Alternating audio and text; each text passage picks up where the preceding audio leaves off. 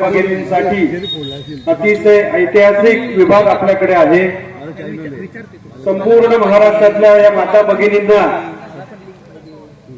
जो मानधनाचा विषय आपल्या राज्य सरकारने घेतला आणि त्या दिवसापासून आमच्या महिलांमध्ये जो उत्साह संचारलेला आहे, त्या उत्साहामुळे निश्चित हे महानगरपालिकेच्या निवडणुकीमध्ये राष्ट्रवादी काँग्रेस पक्ष आणि शिवसेनेची युती या धुळे शहरामध्ये आपण सत्तेच्या दिशेला जात आहोत।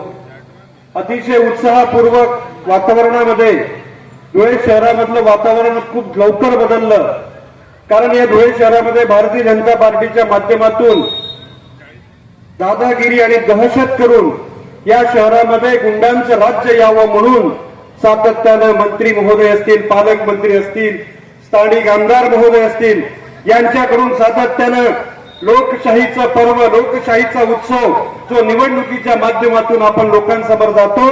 या प्रभागामध्ये मला प्रचार करण्याची संधी मिळाली, मला खरंच मनापासूनचा आनंद आहे आणि मी नक्कीच आदरणीय अजितदादांकडे आणि तटकरे साहेबांकडे, प्रफुल्लभाईंकडे सुद्धा आजच्या या प्रचार दौऱ्याचा निरोप आणि अहवाल त्या ठिकाणी देईन।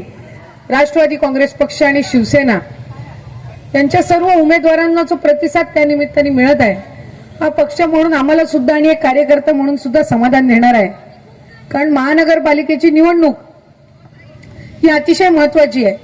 तुम्ही सगळ्या जणी ज्या इकडे बसल्या आहेत, सगळी मंडळी जी या ठिकाणी बसलेत, तुम्हाला सगळ्यांना माहिती आहे 2-2.5 वर्ष इथं प्रशासक होते।